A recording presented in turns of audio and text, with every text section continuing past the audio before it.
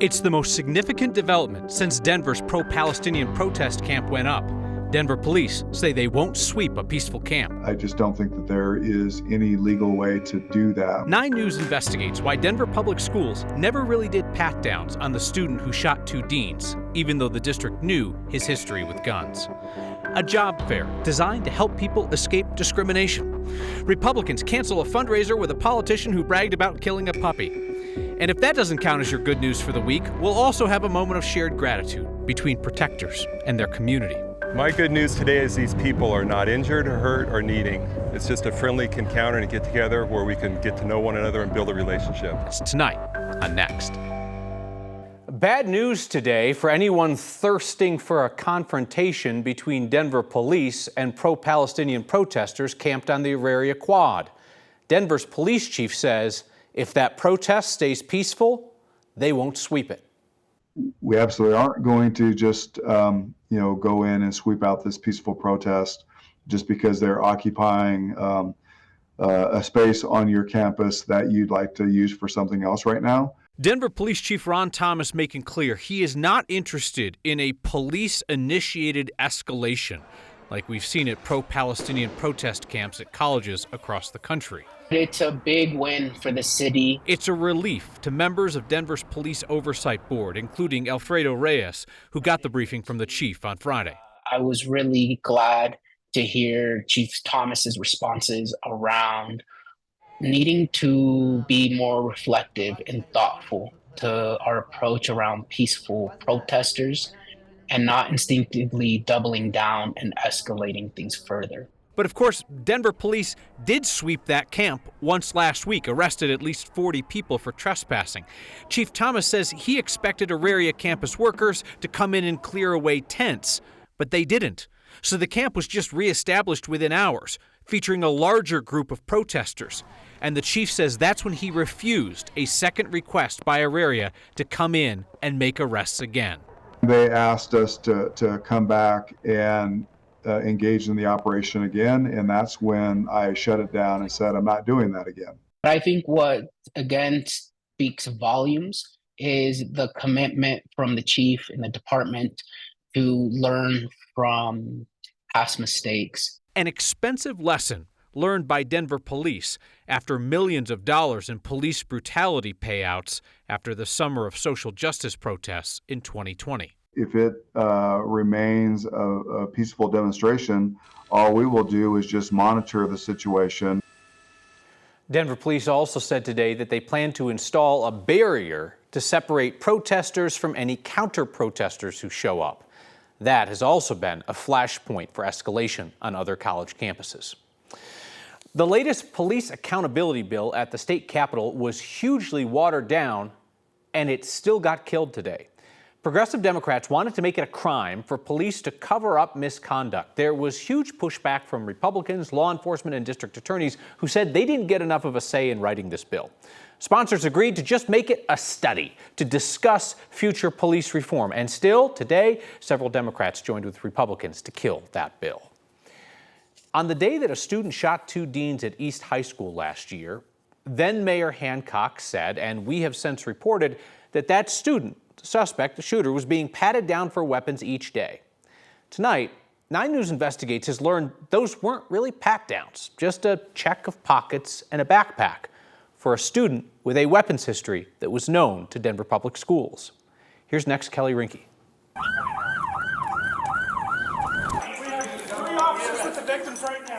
Very quickly, East High staff knew who pulled the trigger.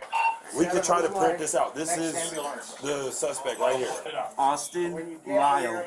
After Austin Lyle shot 2 deans during a weapons search last year, parents asked why and how. An interview with the school's assistant principal with police weeks later makes that even more clear.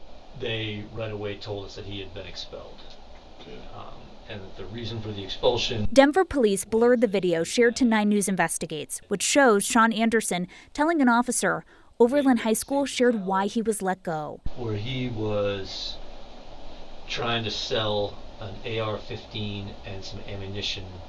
East High knew why Cherry Creek School District expelled Lyle. After that expulsion in 2021, the boy tried to enroll at East. Gun history or not, district leaders said the school had to take him. Since he lived in our attendance area, he was ours to take. So downtown, when I met the director of safety was like, he's good to come to the school? Mm-hmm. Okay. But when the boy started school in January, the district only required a verbal check-in. Verbal only, no weapons check. And that check-in is just... That was just how you feeling today. Okay. Yeah. So like verbal stuff? Yep. That changed when a student reported seeing Lyle with a gun in class. Campus security officers tried to search him for weapons.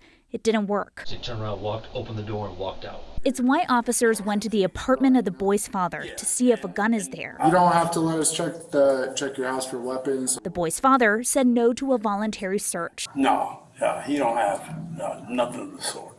Cool. I've been all over him because I'm on probation myself. I got you. When no one could find a gun, the boy returned to school. But the policy wasn't a pat-down for weapons. Any touching of the waistband, back waist? No. Instead, the assistant principal agreed to search the student himself daily, empty his backpack and pockets. Weeks later, the assistant principal isn't available, and another administrator, a dean, finds a gun during a search. We also know staff was not formally trained on how to search students for weapons. In a part of a statement, a spokesperson for DPS said that they were following all the laws governing discipline, safety, and enrollment. And we're never going to know exactly why it happened that day, as opposed to the other days, obviously, because the shooter isn't here to talk about it. But there was that change in personnel, different people in the room doing the check. Yes, so usually from our understanding from this interview was the assistant principal, after just a few weeks before that shooting, changed this policy. Okay, now we're going to do the searches. And it was that assistant principal who was typically doing the searches. Assistant principal wasn't available that day. There was an assembly. And it was Eric Sinclair, who usually did not search Austin Lyle, who searched him, found a gun, and unfortunately he and another dean were shot. Appreciate you following up on this to continue to get new information. Kelly, thank you. Shortly after the shooting at East, Democrats in Colorado passed a ban on so-called ghost guns. A federal judge just upheld that law, despite a lawsuit from a gun rights group. The law makes it illegal for most people to have or make a ghost gun. They're typically made from online kits or 3D printed parts to avoid serial numbers and background checks. The hardline gun rights group Rocky Mountain Gun Owners sued, saying that the ban violates the Second Amendment. This week, a federal judge rejected their request to immediately block the law. The judge noted that the law does allow people with ghost guns to keep them legally so long as they go and get them stamped with a serial number.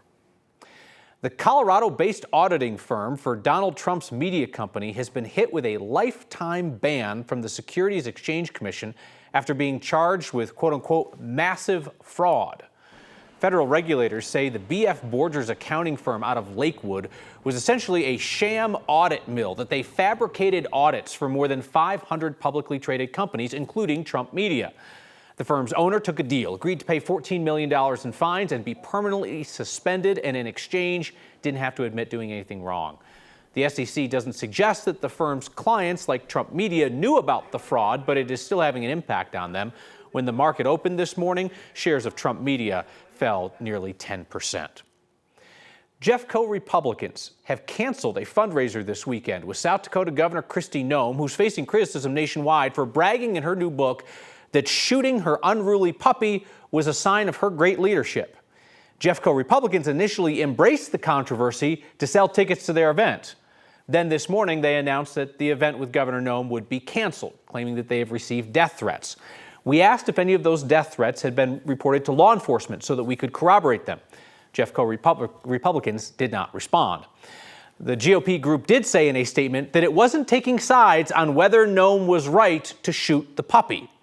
On talk radio, the president of Jeffco Republicans bemoaned the fact that now they're stuck with 300 copies of Kristi Noem's book. Coloradans love dogs, all pets really, and you have proven that with the $30,000 that you've raised in just 2 days for Foothills Animal Shelter in Jefferson County. This week's Word of Thanks Microgiving campaign is highlighting that nonprofit's work to prevent pets from being given up purely for financial reasons. When someone walks into Foothills to surrender a pet, a respectful conversation finds out the reason why. And if the reason is financial, Foothills springs into action to keep those people and their pets together. Their Better Together program offers 10 days of emergency housing for pets whose people are in crisis. It provides the needed vet care, even pet food and supplies. Foothills believes it was the first animal shelter in Colorado to hire a social worker to help people through the struggles that lead them to surrender the pets they love. They connect them with resources from Foothills as well as community partners. They tell me it is not unusual to see people who are skipping their own meals, their own medicine, to pay for their pets' meals and their pets' medicines, because often that pet is the most important thing in their life. So you can only imagine what an act of love that is to give that pet up. But Foothills gives those people and pets another chance to stay together. Scan the QR code on your screen or text the word thanks to 303-871-1491 to get that link to join me in donating. And we just passed 2,500 of you who have signed up to give monthly through the Word of Thanks Fund. We spread that through all the nonprofits we feature, and it means that we have started our recent micro-giving campaigns with almost $20,000 per nonprofit. Use the same QR code or text to get there. You can't build diversity without finding qualified, diverse candidates. So a job fair is helping employees who might fight discrimination find employers who are happy to have them. A cement plant, unpopular with its neighbors, is hit with $1 million fine as it desperately tries to stay in business.